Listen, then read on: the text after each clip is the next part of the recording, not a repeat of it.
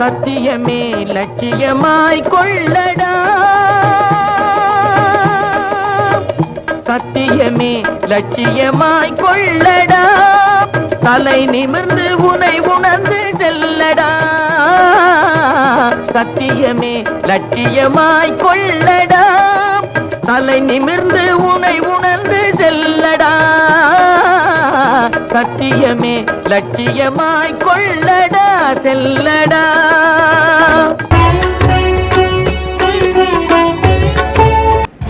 நீங்கள் பார்த்துக் கொண்டிருப்பது மாசிமகன் யூடியூப் சேனல்.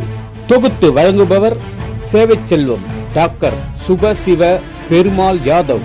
இந்த சேனலை சப்ஸ்கிரைப் செய்து கொண்டு தொடர்ந்து பாருங்கள். தினமும் ஒரு தகவலுடன் உங்களை சந்திக்க இருக்கிறோம்.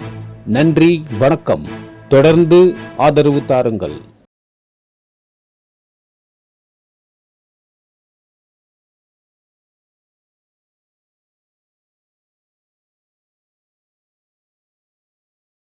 அனைவருக்கும் வணக்கம். வரலாற்றில் யாதவர்கள் யார் சொல்லலாம். Note, among these people who made ancient flint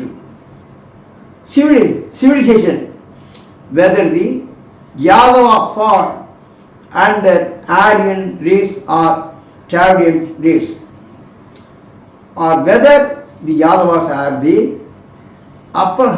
oppressive of the primitive people who lived before the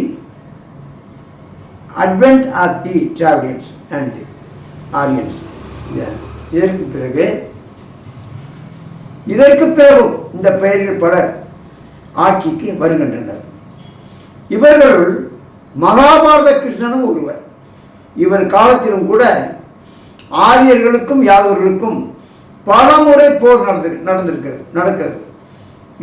இது பற்றி பிறகு நான் பல தடவை சொல்லியிருக்கேன். இந்த 4 வர்ணங்களை சொன்னது கிருஷ்ணன் கிடையாது. இது பாப்பா உள்ள புதுத்துனது. அவனே பிற்படுத்தப்பட்ட இடத்துல பிறந்தவன்னு சொல்கிறாங்க. அவன் எப்படி வர்ணங்களை தன்னுடைய இடத்தை தாழ்த்து சொல்லியிருக்க முடியும்?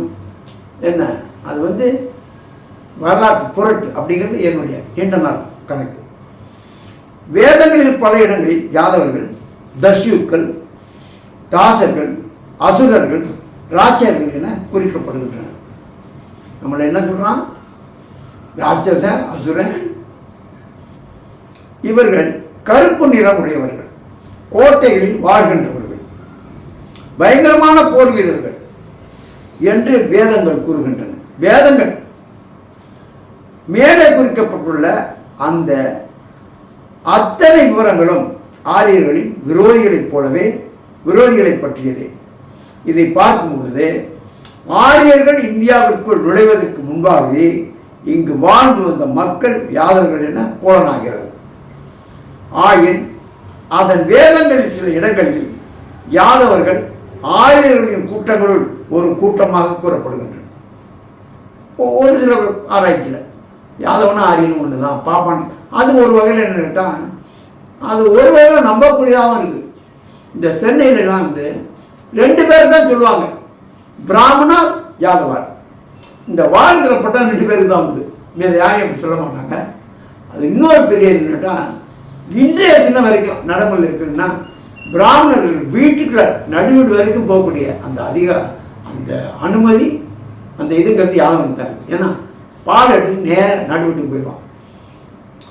அந்த எல்லா இடத்துலையும், எல்லா மாவட்டத்துலேயும், எல்லா ஆரியர்களுக்கும் இந்த பிரச்சனை இருப்போம். யாதவர்களுக்கும் அவங்களுக்கும் ஒரு நல்ல உறவு இருக்குது.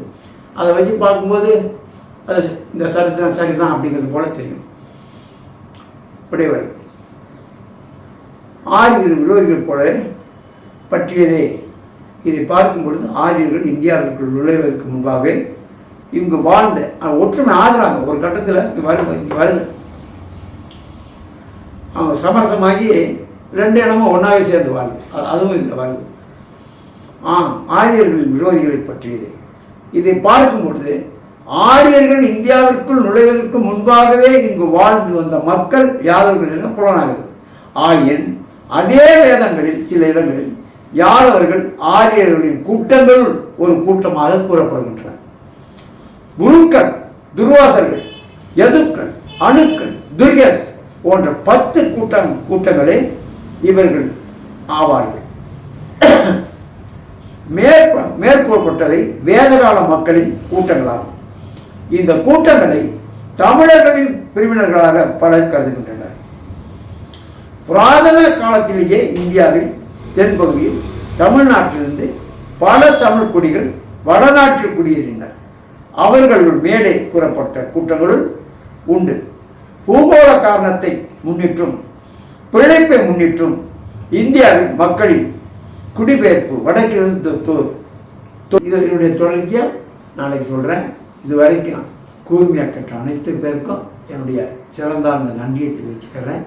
தொடர்ந்து பாருங்கள், சப்ஸ்கிரைப் பண்ணுங்கள், பெல் பட்டன் அடித்து சப்ஸ்கிரைப் பண்ணுங்கள், எல்லாருக்கும் பகிர்வு செய்யுங்க. பெரிய யாதவர்களுக்கு எல்லாருக்கும் பதிவு பண்ணலாம், எல்லா ஜாதியும் கூட பதிவு பண்ணலாம். அவ்வளோ பேர் நம்ம உறவினர்கள் தான். அதை மனசில் வச்சுக்கிட்டு நம்ம செயல்பட்டோம்னா பெரிய வெற்றி அடைவோம். தமிழ்நாட்டில் பெரிய வெற்றி அடைவோம். வாழ்த்துக்கள், வாழ்த்துக்கள், வாழ்த்துக்கள்.